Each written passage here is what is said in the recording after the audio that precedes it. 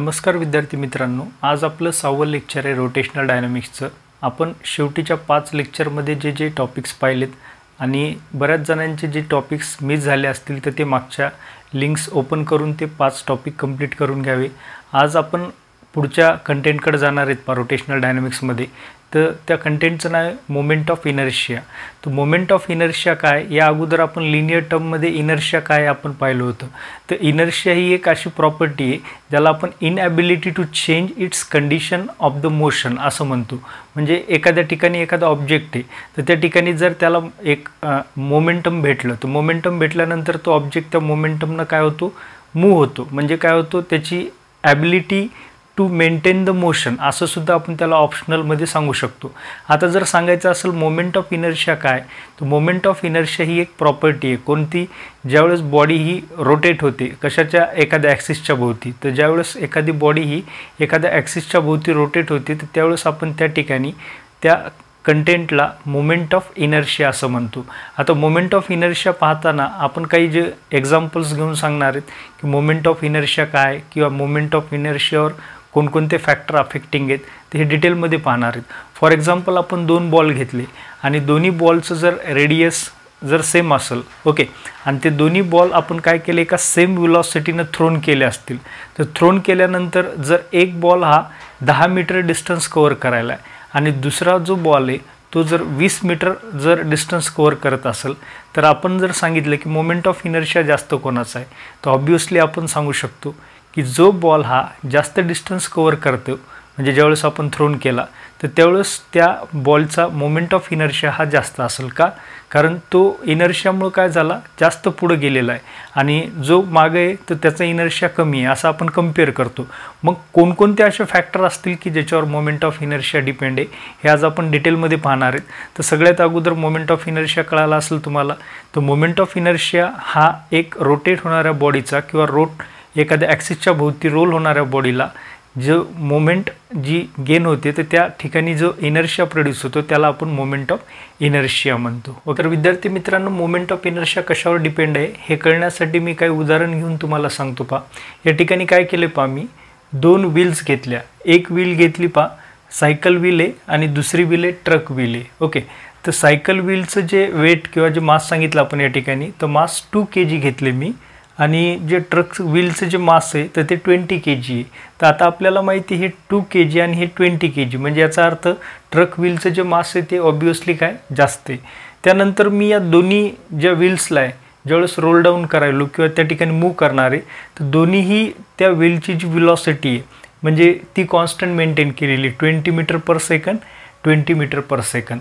मग दोन्ही व्हीलची जर व्हेलॉसिटी सेम असेल आणि त्या दोन्ही व्हील आपण रोल डाऊन केल्या एका रोडवर, तर रोल डाऊन होत असताना त्या ठिकाणी आपण समोर एक स्टोन आला असं आपण कन्सिडर केलं आहे दोन्ही ठिकाणी।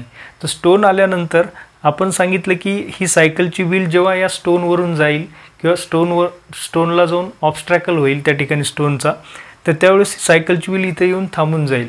परंतु त्या ठिकाणी जी ट्रकची व्हील आहे ती काय होणार आहे, या स्टोनच्या वरून निघून जाते। हे कशामुळे होते, that is due to the inertia gain by that wheel. कोणती व्हील, ट्रक। म्हणजे याचा अर्थ काय, इनर्शिया हा जास्त असतो कधी, कोणावर डिपेंड आहे तो inertia, that is depends on the mass. म्हणजे याचा अर्थ आहे की आपलं जर मास जास्त असेल तर त्या ठिकाणी इनर्शिया सुद्धा काय असतो, ॲटोमॅटिक त्या ऑब्जेक्टला जो इनर्शिया गेन झाला तो सुद्धा कसा असतो, जास्त असतो। म्हणजे याचा अर्थ inertia is directly proportional to the mass, okay. Second आणखी एक एक्झाम्पल सांगितले पहा की मी काय केलं, एक लहान भाऊ आणि एक मोठा भाऊ। तर मी काय केलं, एक मोठ्या भावाची जी सायकल आहे तिचं एक व्हील घेतले आणि एक जे लहान भाऊ आहे तर त्याच्या सायकलच्या व्हील घेतलेली। तर दोन्ही व्हील पाहिल्यानंतर आपल्याला ऑब्वियसली माहिती आहे ही मोठी असेल आणि ही लहान असेल। याचा अर्थ या व्हीलची रेडियस ही मी कन्सिडर केली 50 सेंटीमीटर आणि या दुसऱ्या व्हीलची रेडियस कन्सिडर केली 20 सेंटीमीटर। तर ही कन्सिडर केल्यानंतर आपण काय केले, दोन्ही ज्या सायकलचे किंवा व्हील आहेत तर त्या सायकलला आपण मूव्ह केलं आणि समोर जर स्टोन आला, तर या ठिकाणी आपल्याला ऑब्वियसली दिसून येते की हा जो लहान भावाची जी सायकल आहे ती ही या स्टोनवरून जाणार नाही, परंतु जे मोठ्या भावाची सायकल आहे ते डायरेक्ट त्या स्टोनवरून काय होईल, पुढं जाईल। तर याचा अर्थ काय पहा की मोमेंट ऑफ इनर्शिया आणि रेडियस कोणाची, त्या व्हीलची, याचं रिलेशन काय पहा, तर मोमेंट ऑफ इनर्शिया हा रेडियसच्या स्क्वेअरमध्ये डायरेक्टली प्रोपोर्शनल आहे. याचा अर्थ काय पहा, ज्यावेळेस आपण रेडियस ट्वाईस करू, ओके, ज्यावेळेस आपण रेडियस ट्वाईस करू तर त्यावेळेस इनर्शिया हा 4 टाइम्स इन्क्रीज होते. म्हणजे जसं फॉर एक्झाम्पल पहा, मी जर या ठिकाणी ट्वाईस ऑफ आर केलं, ओके, म्हणजे ट्वाईस ऑफ रेडियस घेतली तर या ठिकाणी इनर्शिया किती टाईम होईल म्हणलं आपण, त्या ठिकाणी 4 टाईम. ज्यावेळेस आपण रेडियस ही 3 टाइम्स घेऊ तर त्यावेळेस इनर्शिया काय होईल त्या ठिकाणी पहा, 9 टाइम्स. म्हणजे काय व्हायला की स्क्वेअरच्या प्रोपोर्शनमध्ये इनर्शिया आणि रेडियस, म्हणजे रेडियसचा स्क्वेअर हा इनर्शियाला डायरेक्टली प्रोपोर्शनल आहे. मग आपण या दोन्ही स्टेटमेंटवरून म्हणजे काय, इनर्शिया हा डायरेक्टली प्रोपोर्शनल मासला आहे, इनर्शिया हा directly proportional square of distance म्हणजे रेडियसला आहे. त्या दोघांना जर आपण कंबाईनली सांगितलं तर या ठिकाणी इनर्शियाचा फॉर्म्युला काय लिहू शकतो पहा आपण, I = m × r². याचा अर्थ इनर्शिया हा कोणावर डिपेंड आहे, it depends on the mass of the object, also it depends upon the distance from the axis of rotation. तर ॲक्सिस ऑफ रोटेशन काय हे आपण डिटेलमध्ये पाहणार आहेत. तर इथपर्यंत तुम्हाला कळालं असेल की मोमेंट ऑफ इनर्शियाचा फॉर्म्युला काय, mr². जसं आपण या ठिकाणी सांगितलं की जर मास जास्त असेल तर इनर्शिया जास्त असतो, म्हणून त्या ठिकाणी ही ट्रकची व्हील काय होईल, ते ऑब्स्ट्रॅकलपासून किंवा स्टोनवरून सुद्धा निघून जाईल. सेकंड कंडिशनमध्ये सांगितलं आपण, जर रेडियस जास्त असेल तर त्या ठिकाणी त्या व्हीलला ॲटोमॅटिकली इनर्शिया काय होतो, जास्त गेन होतो, आणि लहान असेल तर इनर्शिया कमी राहतो. म्हणजे याचा अर्थ इनर्शिया हा कशाला, रेडियसच्या स्क्वेअरला डायरेक्टली प्रोपोर्शनल. आणि कंबाईनली आपण काय लिहिलं दोन्ही कंडिशन्सवरून, I = mr². आता या ठिकाणी जर आपण सांगायला गेलो काय, या ठिकाणी SI युनिट सांगायचं झालं आपल्याला, तर SI युनिट काय पहा, मास कशात लिहितो आपण, kg, डिस्टन्स मीटर म्हणजे काय, मीटर स्क्वेअर. हे काय झालं आपलं याचं SI युनिट, ओके. त्यानंतर आता या ठिकाणी जर डायमेन्शन काढायचं झालं तर डायमेन्शन आपल्याला माहिती आहे, आपण LMT मध्ये लिहितो, LMT, ओके. इथं लेंथ किती आहे मीटरमध्ये दाखवली, मीटर स्क्वेअर म्हणजे काय, L². त्याच्यानंतर मास किती आहे, पॉवर काय नाही म्हणजे 1 आहे, ओके. आणि इथं टाईम नसल्यामुळं काय आपण 0 घेतो, ओके. म्हणजे डायमेन्शन काय आलं, L⁻², M⁻1 and T⁻0, that is the dimension, okay. यानंतर आता आपल्याला या ठिकाणी सांगायचं ही क्वांटिटी कशी आहे, स्केलार आहे का वेक्टर आहे. तर या ठिकाणी आपल्याला माहिती आहे मोमेंट ऑफ इनर्शिया, या ठिकाणी मोमेंट ऑफ इनर्शियामध्ये की डायरेक्शन नाही आहे, म्हणजे काय, या ठिकाणी मास आणि डिस्टन्स या दोन्ही क्वांटिटी आपण त्या ठिकाणी ज्या कंबाईन जरी केल्या तर ही क्वांटिटी कोणती झाली, स्केलार. म्हणजे मोमेंट ऑफ इनर्शिया ही कोणती क्वांटिटी आहे, that is what, scalar quantity. तर अशा प्रकारे आपण मोमेंट ऑफ इनर्शिया काय हे समजून घेतलं. आता त्यानंतर पुढे काही जे एक्झाम्पल्स घेऊन आपण त्या ठिकाणी डिटेल पाहणार आहे. मोमेंट ऑफ इनर्शियाचं आणखी एक तुमच्यासमोर एक एक्झाम्पल आहे जो डेली लाईफमध्ये आपण पाहतो. हे एक्झाम्पल पाहिल्यानंतर तुम्हाला मोमेंट ऑफ इनर्शिया काय ते थोडं आणखी चांगलं क्लिअर होईल. जसं तुम्ही पाहिलं असेल की ज्या ठिकाणी आपण उसाचा रस काढतो तर त्या ठिकाणी 2 रोलर असतात, एक छोटं रोलर असते आणि एक दुसरं मोठं रोलर असते. आणि छोट्या रोलरवर काय केलेलं असतं आपण, एका साईडला हँडल असते आणि त्याच रोलरला आपण काय केलेलं असते, एक मोठी एक आणखी व्हील कनेक्ट केलेली असते, तिला आपण फ्लायव्हील म्हणतो. तर आता ही फ्लायव्हील या ठिकाणी कनेक्ट केल्यामुळं काय होते पहा, आता ही फ्लायव्हील या ठिकाणी कनेक्ट केलं म्हणजे या रोलरला आपण काय इन्क्रीज करायलो, तर या रोलरला अटॅचमेंटमध्ये आपण काय इन्क्रीज करायलो, मास इन्क्रीज करायलो. आणि आपल्याला आणखी कळालं की या ठिकाणी रोलरचं डायमेन्शन किंवा रेडियस लहान आहे, परंतु या फ्लायव्हीलचं जर आपण रेडियस चेक केली तर ही रेडियस याच्यापेक्षाही मोठी आहे. म्हणजे जेणेकरून आपण काय करायलो, या रोलरला अटॅचमेंट वाढवायलो, कशाची, मास आणि रेडियसची. म्हणजे काय व्हायला, या ठिकाणी आपण मास इन्क्रीज केलं कोणाला, याला ॲड करून, आणि या ठिकाणी जी रेडियस आहे ही सुद्धा आपण या ठिकाणी काय करायलो, इन्क्रीज करायलो. म्हणजे याचा अर्थ आपण या ठिकाणी या रोलरचा मोमेंट ऑफ इनर्शिया काय करायलो, वाढवायलो. कशामुळं, कारण आपल्याला फॉर्म्युला माहिती आहे, I = mr². म्हणजे याचा अर्थ आपण या रोलरचा मोमेंट ऑफ इनर्शिया इन्क्रीज करायलो. मग यामुळं काय होते पहा, ज्यावेळेस आपण या ठिकाणी ऊस या ठिकाणी ठेवून देऊ तर ज्यावेळेस आपण स्टार्टिंगला सांगू, ज्यावेळेस इनर्शिया किंवा या ठिकाणी फ्लायव्हील नसेल तर त्या ठिकाणी जर आपण या ठिकाणी ऊस लावला तर तो काय होईल, मध्ये जाणार नाही, तर ॲटोमॅटिक तिथं स्टॉप होईल, का आता इनर्शिया कमी असल्यामुळं. परंतु ज्यावेळेस आपण फ्लायव्हील या ठिकाणी जॉईन असल्यामुळं काय होईल की ॲटोमॅटिकली या रोलरला इनर्शिया गेन होईल, आणि आपण जर त्या ठिकाणी ऊस ठेवला जरी तर तो ॲटोमॅटिकली काय होऊन जाईल, त्या ठिकाणी due to the more inertia तो त्या ठिकाणी पुढे जाऊन रोल डाऊन होईल. तर आणखी एक एक्झाम्पल जर याचं सांगायचं झालं, जर आपण ऊस हा एखाद्या ट्रक खाली ठेवला किंवा एखाद्या कार खाली ठेवला तर ती कार त्याच्यावरून निघून जाते का, तर त्या कारच्या किंवा ट्रकच्या व्हीलमध्ये मोमेंट ऑफ इनर्शिया जास्त गेन झाला असतो. म्हणजे याचा अर्थ स्मूथ राईडसाठी इनर्शिया चांगला असणं गरजेचं आहे. जसं आपण पाहिलं सायकल आणि कारला जर कम्पेअर केलं तर कार ज्यावेळेस एखाद्या स्टोनवरून गेली किंवा छोट्या एखाद्या दगडावरून जरी निघून गेली तर ती काय होती, स्मूथली निघून जाईल. पण सायकलच्या समोर जर छोटा दगड आला तर ती सायकल त्या ठिकाणी आपल्याला माहिती आहे की ती स्मूथली निघून जाणार नाही. मग स्मूथली राईडसाठी इनर्शिया चांगला असणं गरजेचं आहे. म्हणून आपण पाहतो की लक्झरियस ज्या व्हेकल्स आहेत तर त्या ठिकाणी इनर्शिया त्यांचा जो व्हीलचं रेडियस आणि व्हीलचं जे आपण सांगतो मास ते चांगल्या प्रकारे असते. म्हणून त्या ठिकाणी त्याचा मोमेंट ऑफ इनर्शिया चांगला असतो. जसं हे एक्झाम्पल तुम्हाला सांगितलं की इनर्शिया गेन केल्यामुळे त्या ठिकाणी तो ऊस काय होतो याच्यातून रोल डाऊन होतो. आणि जर या ठिकाणी आपण ही फ्लायव्हील जोडली नाही तर या ठिकाणी आपण जर ऊसाला घेऊन गेलो तर तो ऊस त्याच्यामध्ये जाऊन अडकून जाईल. तर हे एक चांगले एक्झाम्पल आहे मोमेंट ऑफ इनर्शिया कळण्यासाठी. म्हणजे आपण काय केलं, मास आणि रेडियस इन्क्रीज केली, म्हणजे काय केलं, या रोलरचा इनर्शिया वाढवला. ओके, सर्वांना कळालं असेल. आपण मोमेंट ऑफ इनर्शिया सिंगल पार्टिकलसाठी जर सांगितलं तर त्याचा फॉर्म्युला आत्ताच काढला की काय होईल त्या ठिकाणी I = mr². म्हणजे काय केलं तर आपण एखादा पार्टिकल आहे तो जो रोटेशनल ॲक्सिसच्या, म्हणजे काय होतो, जसं आपण फॉर एक्झाम्पल हा एक पार्टिकल सिंगल पार्टिकल घेतला आणि तो हा ॲक्सिसच्या भोवती रोटेट व्हायला आहे. हा एक पार्टिकल आहे आणि त्याचं डिस्टन्स आपण या ठिकाणी r कन्सिडर्ड केलं आणि मास m, आणि तो जर या ॲक्सिसच्या भोवती जर रोटेट होत असेल तर या ॲक्सिसला आपण काय म्हणतो, ॲक्सिस ऑफ रोटेशन. आणि मग या ठिकाणी जर आपण इनर्शिया सांगितला तर त्याचा फॉर्म्युला लिहिला आपण काय आहे, I = mr². परंतु आता या ठिकाणी जर सिस्टीम ऑफ पार्टिकल घेतलं, मी ऑलरेडी तुम्हाला सांगितलं की सिस्टीम ऑफ पार्टिकल म्हणजे काय. याचा अर्थ आहे की एक न पार्टिकल घेता तिथं नंबर ऑफ पार्टिकल्स आहेत, तर अशा ठिकाणी आपण त्याला सिस्टीम ऑफ पार्टिकल म्हणतो. जसं मी या ठिकाणी एक सिंगल मास कन्सिडर केला तसं आपण नंबर ऑफ मासेस जर सांगितलं त्याला सिस्टीम ऑफ पार्टिकल म्हणतो. आता सिस्टीम ऑफ पार्टिकलमध्ये मोमेंट ऑफ इनर्शिया कसा काढता येईल, तर moment of inertia system of पार्टिकलचा काढायचा झाला तर जेवढे पार्टिकल्स आहेत त्या प्रत्येक पार्टिकलचा मोमेंट ऑफ इनर्शिया काढून आपल्याला त्या सगळ्या मोमेंट ऑफ इनर्शियाची समेशन करावं लागते. मग अशा प्रकारे आपल्याला त्या ठिकाणी काय होतं, सिस्टीम ऑफ पार्टिकलचा मोमेंट ऑफ इनर्शिया मिळतो. मग कशा प्रकारे पहा, तर मोमेंट ऑफ इनर्शिया जर आपण सिस्टीम ऑफ पार्टिकलचा काढायचं झालं तर त्या ठिकाणी आपण जसं सांगू शकतो की I =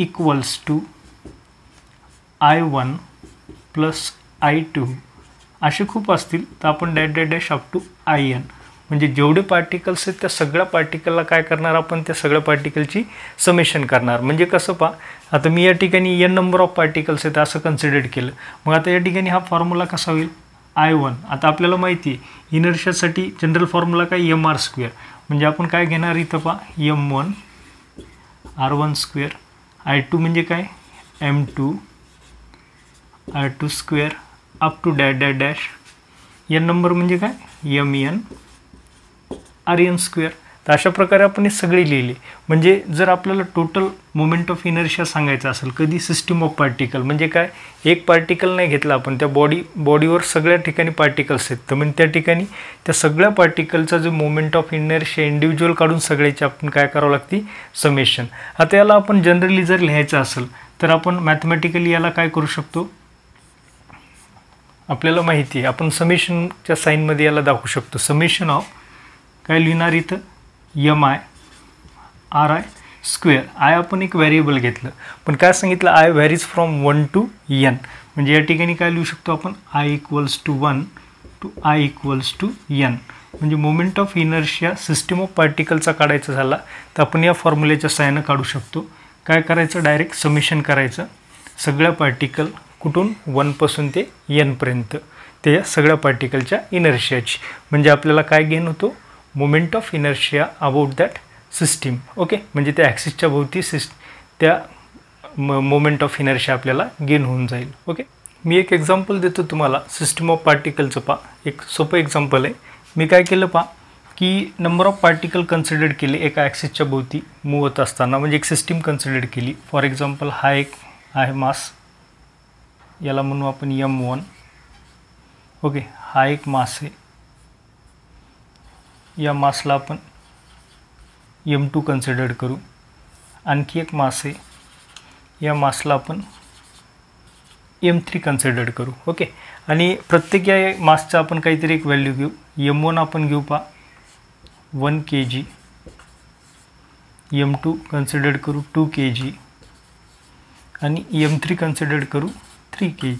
ओके, आणि या प्रत्येकाचं डिस्टन्सेस जे आहेत कशापासून, या ॲक्सिस ऑफ रोटेशनपासून. ओके, तर हा जो ॲक्सिस आहे ज्याच्याभोवती हे सगळे जे पार्टिकल्स आहेत, आता या सगळ्या पार्टिकलला मिळून मी सिस्टीम ऑफ पार्टिकल म्हणतो. ते सगळे पार्टिकल या ॲक्सिस भोवती मूव्ह व्हायलेत. तर प्रत्येकाचं डिस्टन्स सांगतो मी ॲक्सिस ऑफ रोटेशनपासून. या ठिकाणी आपण R1 कन्सिडर करू 1 मीटर, या ठिकाणी R2 कन्सिडर करू आपण 2 मीटर आणि या ठिकाणी R3 कन्सिडर करू आपण 3 मीटर. ओके, तर आता या ठिकाणी जर तुम्हाला विचारला क्वेश्चन की टोटल सिस्टीमचा मोमेंट ऑफ इनर्शिया काढा, तर आता आपण वर पाहिलेल्या फॉर्म्युल्यानुसार मोमेंट ऑफ इनर्शिया फाइंड करू शकतो. फॉर्म्युला काय, I=m1r1² म्हणजे जेवढे 3 पार्टिकल घेतले मी, तर मग 3च या ठिकाणी काय करायचे, 3 पार्टिकलचा मोमेंट ऑफ इनर्शिया काढायचा. कसा काढता येईल formula, I=m1r1² m2r2² plus m3r3². आता किमती पुट करा या ठिकाणी. M1 किती आहे 1, डिस्टन्स किती आहे त्याचं 1² प्लस M2 2, डिस्टन्स किती आहे 2 मीटर म्हणजे 2² प्लस मास थर्ड काय घेतलं आपण 3 kg आणि डिस्टन्स किती आहे तिचं, त्या मासचं 3 मीटर म्हणजे 3चा स्क्वेअर. तर या ठिकाणी काय येईल 1 × 1² म्हणजे किती आली, तर 1 प्लस 2 × 2² 4 प्लस 3 × 3² 9. तर काय येईल या ठिकाणी 1 प्लस 8 प्लस 27. ओके, म्हणजे या ठिकाणी टोटल काय होईल हे 36. इनर्शियाचं आत्ताच आपण युनिट लिहिले, m×r² मास म्हणजे कशात kg आणि डिस्टन्स स्क्वेअर कशात लिहिणार मीटर स्क्वेअर. म्हणजे अशा प्रकारे आपण खूप सोप्या पद्धतीमध्ये काय केलं, एक सिस्टीम ऑफ पार्टिकलचा मोमेंट ऑफ इनर्शिया काढला. म्हणजे या ठिकाणी एक मास नाही ना, काय घेतलं आपण 3 मास घेतले म्हणजे याला आपण एक सिस्टीम म्हणलं. म्हणजे अशा प्रकारे आपण सिस्टीम ऑफ पार्टिकलचा मोमेंट ऑफ इनर्शिया इझिली काढू शकतो.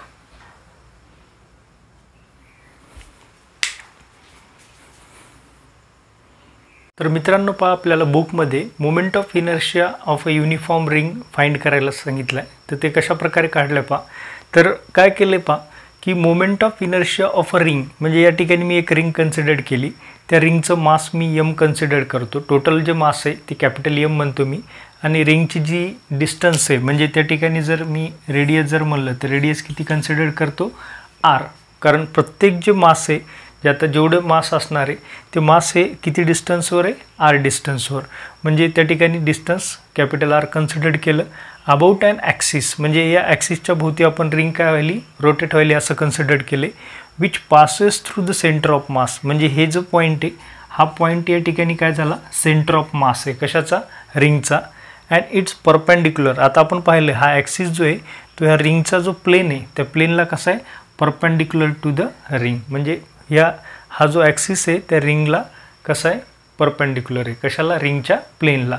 तर अशा ठिकाणी आपल्याला त्या ठिकाणी ही रिंग जी आहे ती युनिफॉर्म आहे म्हणजे प्रत्येक ठिकाणी जे मास डिस्ट्रीब्युशन आहे ते कसं आहे हे कंटिन्युअस मास डिस्ट्रीब्युशन आहे या ठिकाणी आणि ते कसं आहे युनिफॉर्म आहे. आता या ठिकाणी आपण जर सांगितलं तर रिंगवर एक मास आपण या पूर्ण रिंगवर जर सांगितलं तर छोटे छोटे नंबर ऑफ मासेस येतात. या ठिकाणी DM ओके असे ज्या ठिकाणी आपण घेऊ त्या प्रत्येक ठिकाणी काय असणार आहे एलिमेंटल मास छोटे एलिमेंटल मासेस असतील. पण प्रत्येक ज्या एलिमेंटल मासचं डिस्टन्स किती आहे त्या ठिकाणी ॲक्सिसपासून ओके सेंटर ऑफ ॲक्सिस जो आपण म्हणले की या ठिकाणपासून किती असणं अंतर आहे त्या ठिकाणी r. तर आता आपल्याला या ठिकाणी मोमेंट ऑफ इनर्शियाचा जनरल फॉर्म्युला माहीत होता. तर तो काय होता एक सिंगल पार्टिकलसाठी I=mr². पण या ठिकाणी आपण जर पाहिलं तर नंबर ऑफ पार्टिकल्स आहेत जसं आता आपण सांगितले कंटिन्युअस मासेस आहेत या ठिकाणी रिंगवर. तर या ठिकाणी आपण काय करणार आहे की सगळे जे मासेस आहेत त्याला आपण ॲक्युमुलेट करणार आहेत. आता ॲक्युमुलेट कसं करायचं हे आपल्याला माहिती आहे. इंटिग्रेशनमध्ये आपण काय करतो एक एलिमेंटल मास घेतो आणि जर पूर्ण बॉडीवर काढायचं असेल तर त्या ठिकाणी सगळ्याचं ॲक्युमुलेशन करतो, म्हणजे काय करतो त्याच्यावर इंटिग्रेशन वापरतो. तर या ठिकाणी काय करणार आपण पहा की हे सगळे एलिमेंटल मासेस आहेत, म्हणजे छोटा मास, हे एक छोटा मास, हे छोटा मास, असं या ठिकाणी मग मी काय करतो एक छोटं इंटिग्रेशन याच्यावर काढून घेतो. म्हणजे काय छोटं म्हणजे काय DI इज इक्वल टू छोटा मास म्हणजे काय DM. ओके. आणि या ठिकाणी जे डिस्टन्स आपण सांगितले, ओके, तर प्रत्येकाचं डिस्टन्स किती या ठिकाणी पहा R म्हणजे जे डिस्टन्स आहे, डिस्टन्स रिंगवर चेंज होणार नाही, कारण रिंग हे एक सर्क्युलर आहे आपल्याला माहिती. जर ॲक्सिसपासून म्हणजे सेंटरपासून जर आपण सर्कल पाहिलं तर सगळे डिस्टन्स कसे असतात सेम, म्हणजे या ठिकाणी R चेंज होईल का नाही. मग काय होईल DI इक्वल टू DM काय लिहिणार आपण या ठिकाणी पहा R². ओके. म्हणजे सगळे जे मासेस आहेत किती डिस्टन्सवर आहे R डिस्टन्सवर आहे ना. फॉर्म्युला काय आपला इनर्शियाचा I इक्वल टू MR², म्हणजे काय घेणार आपण R². आता या ठिकाणी सर्वांना काय करायचं आपल्याला ॲक्युमुलेट करायचं. तर ॲक्युमुलेट करायचं याचा अर्थ आपल्याला काय करायचं की आपण एकच काढला एकाच मासवर, अशा सगळ्यांवर काढण्यासाठी आपण या ठिकाणी इंटिग्रेशन वापरतो. तर integrating on both side DI is equal to integration of DM R². Okay. आपल्याला माहिती इंटिग्रेशन आणि डेरिव्हेटिव्ह दोन्ही एकमेकाच्या अँटी टर्म्स आहेत. ओके. म्हणजे जर मॅथमॅटिकली सांगितलं तर इंटिग्रेशन आणि डेरिव्हेटिव्ह, D म्हणजे डेरिव्हेटिव्ह आणि हे साईन कशाचे इंटिग्रेशन, दोन्ही एकमेकाच्या अँटी टर्म्स आहेत. जर दोन्ही एकमेकावर अप्लाय केलं तर हे दोन्ही कॅन्सल होतात. ओके. आणि जर कळत नसेल तर डायरेक्ट जर इंटिग्रेशन ऑफ आपण स्मॉल ऑब्जेक्ट जर घेतलं तर होल बॉडीवर आपण काय करतो त्या ऑब्जेक्टचं जे आपण या ठिकाणी काय येणार आहे इनर्शिया. जसं मी इंटिग्रेट करायलो काय करायलो स्मॉल एक छोटा एलिमेंट घेऊन त्याच्यावर इनर्शिया काढला, म्हणजे त्या ठिकाणी काय येईल होल बॉडीवर. म्हणजे तसं लक्षात ठेवा. किंवा मग इंटिग्रेशन आणि डेरिव्हेटिव्ह दोन्ही एकमेकाच्या अँटी टर्म्स आहेत, म्हणजे इंटिग्रेशन आणि डेरिव्हेटिव्ह म्हणजे D आणि हे साईन, हे दोन्ही साईन काय होतील कॅन्सल. काय उरलं इथं I इज इक्वल्स टू. आता या ठिकाणी डायरेक्ट इनर्शिया वापरता येत नाही का, कारण प्रत्येक ठिकाणी जर आपण पाहिलं तर R हे काय या ठिकाणी कॉन्स्टंट आहे, आणि कधीही इंटिग्रेशन घेताना काय करायचं पहिले कॉन्स्टंटला बाहेर काढा. तर कॉन्स्टंटला बाहेर काढलं म्हणजे या ठिकाणी काय येईल R² integration of DM. Okay. परत या ठिकाणी आपल्याला जर सांगितलं मी तुम्हाला आता की इंटिग्रेशन ऑफ DM म्हणजे छोट्या बॉडीला किंवा छोटा जो एक एलिमेंटल मास आहे त्याचं मी इंटिग्रेशन घ्यायलो, तर या ठिकाणी काय होईल पूर्ण बॉडीवरचं जे मास आहे ते आपल्याला भेटेल. म्हणजे काय येईल या ठिकाणी I इक्वल्स टू R². आता होल बॉडीवरचं जे मास काय कन्सिडर केलं तर आपण कॅपिटल M, म्हणजे काय लिहिलं मी कॅपिटल M. म्हणजे आपल्याला जो फॉर्म्युला भेटला युनिफॉर्म रिंगवर इनर्शियाचा I equal to MR². Okay. मग आपण काय सांगू शकतो this is the formula for the moment of inertia of a ring about an axis which passes through the center of mass and is perpendicular to the plane of ring. Okay. अशा प्रकारे आपण रिंगचा uniform रिंगचा moment of inertia काढू शकतो. Okay. तर पहा मित्रांनो आपल्याला पुढे एक बीट दिलेले आहे की आपल्याला मोमेंट ऑफ इनर्शिया काढायचा आहे कशाचा एक युनिफॉर्म डिस्कचा. तर कशा प्रकारे मोमेंट ऑफ इनर्शिया आपण युनिफॉर्म डिस्कचा काढू शकतो किंवा मॅथमॅटिकली त्याला कसं प्रूव्ह करायचं हे सगळं आपण या ठिकाणी पाहणार आहे. तर या ठिकाणी आपल्याला एक डिस्क आपण काय केलेली कन्सिडर्ड केलेली आहे, त्या डिस्कचं मास कॅपिटल M कन्सिडर्ड केले आणि डिस्कची जी टोटल जे रेडियस आहे तर त्या ठिकाणी आपण कॅपिटल R कन्सिडर्ड केली, आणि ती डिस्क जी आहे ती एक ॲक्सिस ऑफ रोटेशनच्या भोवती काय व्हायली रोटेट व्हायली असं आपण या ठिकाणी कन्सिडर्ड केले. ओके. तर या ठिकाणी आपण काय केले पहा या डिस्कमधून एक स्मॉल रिंग काय केलेली आपण. आता जसं आपण पाहिलं एक डिस्क जर असेल तर त्याच्यामध्ये जर कंटिन्युअस आपण नंबर ऑफ रिंग्स जर कन्सिडर्ड केल्या तर अशा नंबर ऑफ रिंग्सनं मिळून काय होती एक डिस्क तयार होती. तर मग मी काय केलं त्या डिस्कमधून एक कट करून छोटी एक रिंग काढून घेतली. तर कट केलेली जी रिंग आहे त्या रिंगचं जे एक आपण थिकनेस सांगितली तर थिकनेस किती कन्सिडर्ड केली त्या ठिकाणी DR, आणि त्या रिंगचं जे मास आहे तर ते DM कन्सिडर्ड केलं आपण, आणि ती रिंग जी कट केली आपण तर ती ॲक्सिस ऑफ रोटेशनचा जो सेंटर आहे सेंटर ऑफ मासपासून स्मॉल R एवढ्या डिस्टन्सवर आपण ती रिंग कट केली. अशा नंबर ऑफ रिंग्स या ठिकाणी आपण कट करू शकतो, पण आपण या ठिकाणी एक स्मॉल रिंग काय केली कट करून या ठिकाणी त्या रिंगचा पहिले आपण काय करणार आहेत की त्या रिंगचा आपण मोमेंट ऑफ इनर्शिया कशा प्रकारे काढणार आहेत ते आपण दाखवणार आहेत, आणि त्यानंतर होल बॉडीवर म्हणजे काय पूर्ण डिस्कवर कशा प्रकारे काढता येईल म्हणजे हे आपल्याला माहिती आहे, आपण काय करतो इंटिग्रेट करतो, मग ते इंटिग्रेट करून आपल्याला फायनल फॉर्म्युला या ठिकाणी मिळेल. तर सगळ्यात अगोदर जे कन्सिडर केले ते मी तुम्हाला आत्ताच सांगितलं. काय कन्सिडर केलं आपण, एका डिस्कमधून स्मॉल एक रिंग काय केली कन्सिडर केली, आणि ही जी डिस्क आहे ही एक कशा प्रकारे फिगर सांगू शकतो, दॅट इज व्हॉट 2D. का तर 2 ॲक्सिस आपण या ठिकाणी, का तर डिस्कचा जो प्लेन आहे त्याच्यावर आपण एक्स आणि वाय अशा प्रकारे 2 ॲक्सिस ड्रॉ करू शकतो, म्हणजे काय 2D. आता 2D असल्यानंतर आपल्याला माहिती आहे काय करतो आपण याचा एरिया. ओके, म्हणजे या ठिकाणी मला जर डेन्सिटी काढायची झाली तर डेन्सिटी म्हणजे काय असतो, मास पर युनिट एरिया. कधी जर ही 2D फिगर असेल, जर ही 1D फिगर असती तर त्या ठिकाणी आपण फक्त लेंथ आपण त्या ठिकाणी म्हणजे काय म्हणतो की डेन्सिटी काय सांगतो आपण तशा ठिकाणी मास पर युनिट लेंथ. आणि ज्या ठिकाणी 3D व्ह्यू असेल या ठिकाणी 3 डायमेन्शन आहेत तर अशा ठिकाणी आपण मास पर युनिट व्हॉल्यूम म्हणतो. ओके, तर या ठिकाणी काय हा एरिया आहे, म्हणजे का कारण डिस्क ही 2D फिगर आहे म्हणून त्या ठिकाणी आपण काय घेतो, याची जर डेन्सिटी काढायची झाली तर डेन्सिटी काय असते याची mass per unit what area. Okay, तर या ठिकाणी सगळ्यात अगोदर मी काय करतो की हे जे एलिमेंटल रिंग जे आपण कन्सिडर केली तर ते रिंग मी पहिले या ठिकाणी तिचं पूर्ण तुम्हाला डिटेल सांगतो की काय कन्सिडर केले. ही आपण अशा प्रकारे एक रिंग कट केली.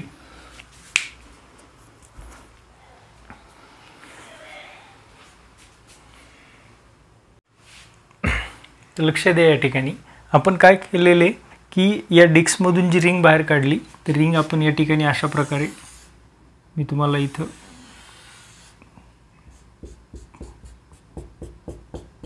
शो करतो कशा प्रकारे दाखवली पहा. तर ही रिंग आपण याच्यामधून काय करून कट करून बाहेर काढलेली. तर या रिंगचं जे आपण या ठिकाणी सांगितले जी थिकनेस आहे ती किती म्हणलं आपण dr, इथून किती डिस्टन्सवर आहे ती स्मॉल r, आणि जे आपण मास कन्सिडर केले ते किती आहे dm. ओके, तर अशा प्रकारे आपण ही काय केलेली रिंग याच्यामधून बाहेर काढली, एक एलिमेंटल रिंग बाहेर घेते आपण. आता या ठिकाणी जर आपण एरिया जर काढायचं झालं या रिंगचं तर आपल्याला माहिती आहे आपण सर्कलला ओपन केलं तर काय होतं त्या ठिकाणी सर्कम्फरन्स, म्हणजे या रिंगला जर आपण ओपन करून जर स्प्रेड अप केलं तर अशा प्रकारे दिसेल आपल्याला. म्हणजे आपण हे डिस्टन्स किती सांगणार आहेत 2πr. ओके, आणि या ठिकाणी जे आपण आता जी थिकनेस सांगितली होती ती किती आहे dr. ओके, म्हणजे अशा ठिकाणी मग आपण पूर्ण एरिया काय सांगतो या ठिकाणी पहा. तर एरिया काय होईल या ठिकाणी, area is equal to what length into breadth. Length किती आपली 2πr इंटू ब्रेड किती आहे dr. ओके, तर हा झाला एरिया कशाचा या रिंगचा. ओके, तर आता हे एरिया काढल्यानंतर आपल्याला पुढे जाऊन जर आपण काय काढणार आहेत की डेन्सिटी फाइंड करायची, कोणती सरफेस डेन्सिटी, कारण ही कोणती फिगर आहे 2D आहे म्हणून आपण या ठिकाणी काय करणार आहे सरफेस डेन्सिटी जी काढणार आहेत. तर ही काय एक प्लेन फिगरवर आहे. तर सरफेस डेन्सिटी कशानं दाखवतो आपण सिग्मा या लेटरनं. तर सरफेस डेन्सिटी म्हणजे काय मास पर युनिट एरिया. तर मास या ठिकाणी काय कन्सिडर केलं तर आपण रिंगचं पहा dm, आणि एरिया काय 2πr इंटू dr. ओके, तर याच्यावरून जर आपल्याला dm सांगायचं झालं की या रिंगचा जो मास किती आहे in the form of surface density, तर dm इज इक्वल्स टू काय लिहिता येईल आपल्याला 2πr dr इंटू सिग्मा. तर एवढं आपण या ठिकाणी काय करतो मास आपल्याला भेटलेले कशाचं रिंगचं. आता हे आपल्याला काय करायचं पहा की रिंगचं काढून नंतर टोटल ॲक्युमुलेट करून काय करायचं पूर्ण डिस्कवर आपल्याला मोमेंट ऑफ इनर्शिया फाइंड करायचा. तर total discover moment of inertia find करण्यासाठी आपण काय करणार आहेत एलिमेंटल मोमेंट ऑफ इनर्शिया आपल्याला रिंगचा आपण आत्ताच फाइंड केलेला आहे. काय आहे ते I equal to mr². Okay, तर मग या ठिकाणी आपण याचं मोमेंट ऑफ इनर्शिया काय सांगू शकतो एलिमेंटल म्हणजे आपण इंटिग्रेट घेणार आहेत कारण आपल्याला पूर्ण ॲक्युमुलेशन काढायचं. म्हणजे काय करायचं एलिमेंटल इंटिग्रेशन म्हणजे एक सिंगल मासवर काढून आपण होल बॉडीवर जे डिस्क आहे त्या डिस्कचा इनर्शिया काढायचा. म्हणून आपण या ठिकाणी काय integration of di is equal to integration of dm, आणि डिस्टन्स किती घेतलेले आपण इथं r². ओके, आता या ठिकाणी आपण ऑलरेडी व्हॅल्यूज फाइंड करलेले आहेत कशाची dmची. तर dmची व्हॅल्यू किती 2πr dr into sigma. Okay, तर आपण या ठिकाणी पुट करू ती व्हॅल्यू dmच्या ठिकाणी पुट करा 2πr dr इंटू सिग्मा, आणि हे r² ॲज इट इज इकडे काय इंटिग्रेशन ऑफ di. ओके, आता या ठिकाणी आपल्याला पुढे सॉल्व करायचं याला पहा. आता इंटिग्रेट करत असताना या ठिकाणी लिमिट दिलेली आहे आपल्याला. कशाची लिमिट आहे या सेंटरपासून टोटल डिस्कचं जे रेडियस आहे ती किती आहे, कॅपिटल आर. म्हणून आपण या ठिकाणी लिमिट अप्लाय करणार आहेत इंटिग्रेशनवर. 0 to capital R, 0 to capital R. म्हणजे याचा अर्थ डिस्टन्स व्हॅरी कुठून व्हायले, ॲक्सिस ऑफ सेंटरपासून, म्हणजे जो सेंटर आहे तिथे 0 पासून ते कॅपिटल आरपर्यंत. आता या ठिकाणी जे कॉन्स्टंट असतात, इंटिग्रेशन घ्यायच्या अगोदर आपण सगळे कॉन्स्टंट बाहेर काढतो.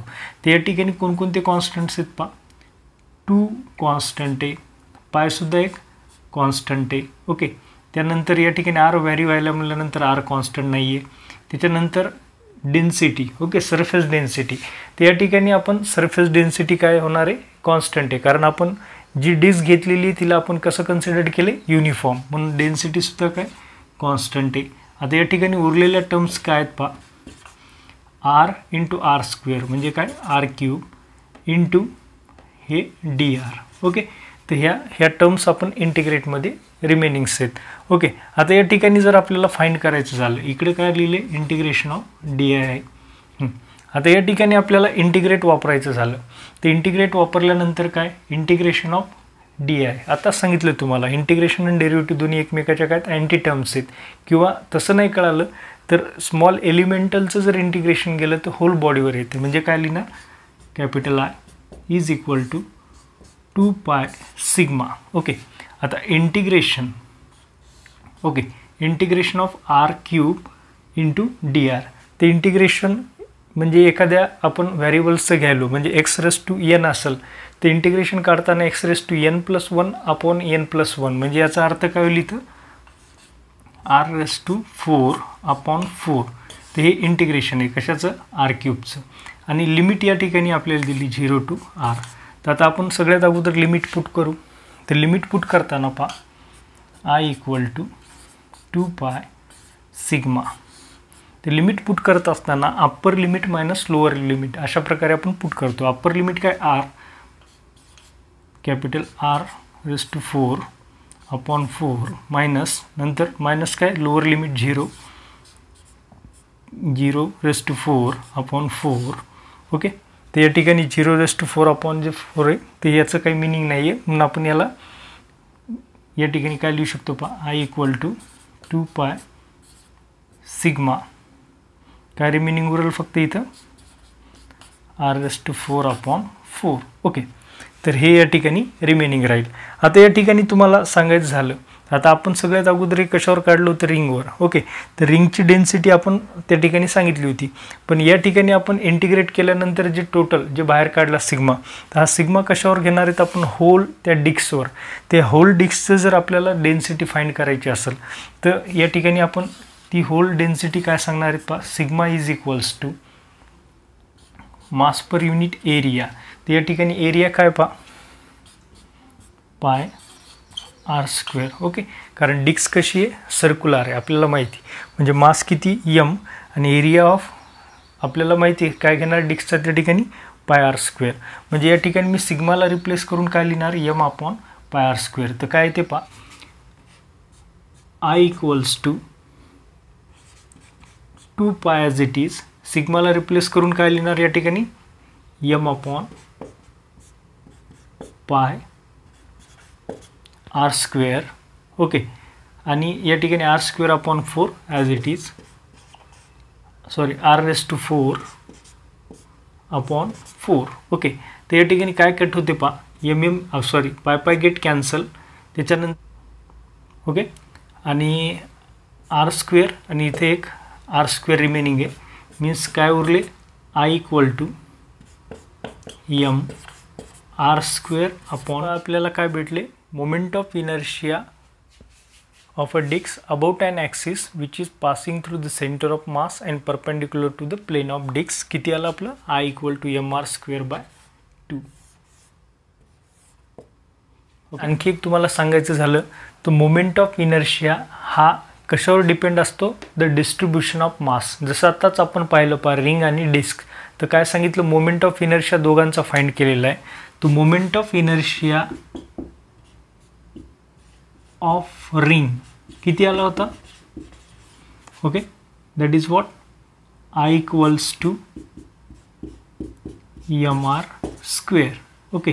आणि दुसरे moment of inertia of disk, तर तो किती भेटला होता आपल्याला, I equal to M R square by 2. तर याचा जर आपण याच्यावरून फॉर्म्युल्यावरून जर पाहिलं तर रिंगच्या कम्पेअरमध्ये डिस्कला जर कम्पेअर्ड केलं तर डिस्कचा मोमेंट ऑफ इनर्शिया हाफ आहे. कशाच्या कम्पेअरमध्ये, रिंगच्या. म्हणजे काय, आता फॉर एक्झाम्पल आपण कन्सिडर केलं. Okay. That is what, that is the ring and that is the disk. Okay. तर डिस्क जर पाहिलं आपण तर डिस्कमध्ये मास डिस्ट्रीब्युशन आहे पूर्ण डिस्कमध्ये. ओके. आणि या ठिकाणी जर कन्सिडर केलं कशामध्ये, रिंगमध्ये, तर मास डिस्ट्रीब्युशन हे फक्त काय, एंडवर आहे. तर याच्यावरून आपण प्रिडिक्ट केलेले पहा की मास डिस्ट्रीब्युशन हे म्हणजे ॲक्सिस ऑफ रोटेशनपासून जेवढं जास्त डिस्टन्सवर आहे. ओके. तर त्या ठिकाणी त्या बॉडीचं मोमेंट ऑफ इनर्शिया हा जास्त असतो. म्हणजे या ठिकाणी जसं आपण सांगितलं moment of inertia of a ring किती आहे, I equal to M R square. आणि या ठिकाणी काय, डिस्कचा I equals to M R square by 2. म्हणजे जेवढं मास डिस्ट्रीब्युशन हे जास्त डिस्टन्सवर असेल तर तेवढं त्या ठिकाणी त्या बॉडीचं मोमेंट ऑफ इनर्शिया जास्त असतो. हे आपल्याला फॉर्म्युलावरून कळते. आणि जेव्हा आपण एखादा एक्सपेरिमेंटलसुद्धा याच्यावर किंवा एक्सपेरिमेंटसुद्धा करू तर त्याही ठिकाणी आपल्याला तो समजून जातो. जसं मी या ठिकाणी तुम्हाला दाखवले पहा की वेगवेगळ्या शेपचे ऑब्जेक्ट्स घेतलेत, रिंग घेतले, काही स्पियर्स घेतलेत आणि ते काय केलेत, मी या सरफेसवरून काय करायलो, त्याला रोल डाऊन करायलो. तर रोल डाऊन करत असताना तुम्हाला दिसते या ठिकाणी ज्यावेळेस ते रोल डाऊन व्हायलेत तर रोल डाऊन होत असताना कोणता ऑब्जेक्ट लवकर खाली जातो, म्हणजे कोणत्या ऑब्जेक्टचा इनर्शिया जास्त आहे आणि कोणत्या ऑब्जेक्टचा इनर्शिया कमी आहे हे तुम्हाला या ठिकाणी दिसते. की जो मोमेंट ऑफ इनर्शिया ज्या ऑब्जेक्टचा जास्त आहे तर तो ऑब्जेक्ट हा लवकर काय होईल, वरून खाली या इन्क्लाइन प्लेनवरून खाली जाईल. म्हणजे मोमेंट ऑफ इनर्शिया हा कशावर डिपेंड आहे, मास डिस्ट्रीब्युशनवर. आणि आपल्याला याच्यावरून प्रिडिक्ट होते की रिंगचा जो मोमेंट ऑफ इनर्शिया आहे जास्त आहे. का तर रिंग ही लवकरात लवकर काय झाली, रोल डाऊन झाली, म्हणजे तिच्यामध्ये इनर्शिया जास्त प्रोड्यूस होतो. म्हणजे याच्यावरूनच हे आपण आता सांगतो की ज्यावेळेस ॲक्सिस ऑफ रोटेशनपासून मास डिस्ट्रीब्युशन हे जर जास्त डिस्टन्सवर असेल तर त्या ऑब्जेक्टचा मोमेंट ऑफ इनर्शिया जास्त असतो. जसं आपण कम्पेअर केलं कशाला, रिंगला आणि डिस्कला.